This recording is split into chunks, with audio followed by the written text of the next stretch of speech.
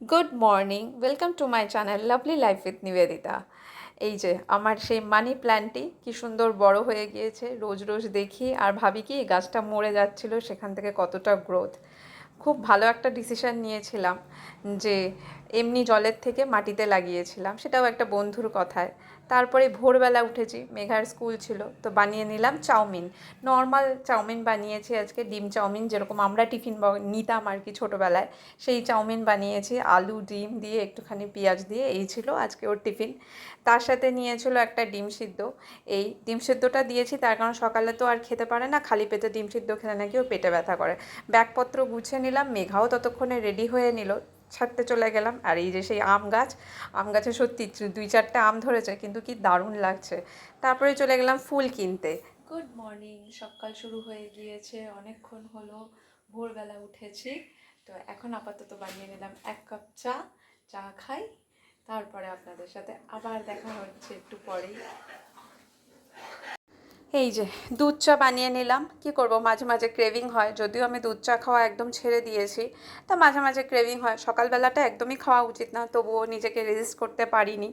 তা কী করব, দুধ চা বানিয়ে নিলাম, দুটো বিস্কিট দিয়ে খেয়ে নিলাম। অনেকগুলো কাজ আছে, তার আগে কিছুটা মি টাইম আর কি।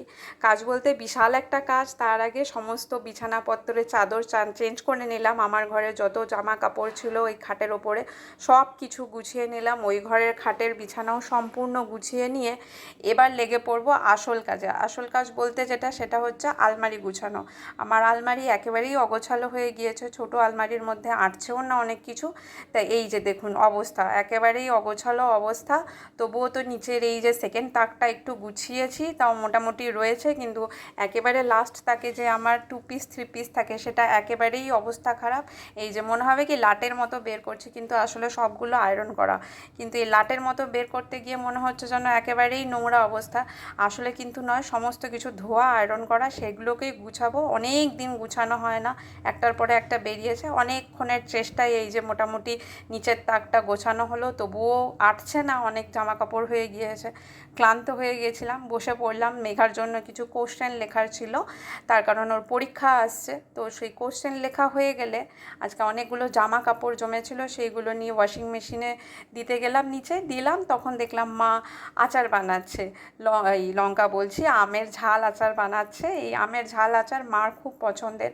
তো এই যে এই কাঁচের বয়ামে ভরে ভরে রাখছে, বা আমার মেয়েও খুব পছন্দ করে, কিন্তু আমার খুব একটা পছন্দ হয় না। তা আমার জন্য আবার মিষ্টি আচার পরে বানিয়েছে, সেটা আর দেখানো হয়নি আপনাদের। আমার কিন্তু আমের মিষ্টি আচারটাই খেতে সবচেয়ে ভালো লাগে।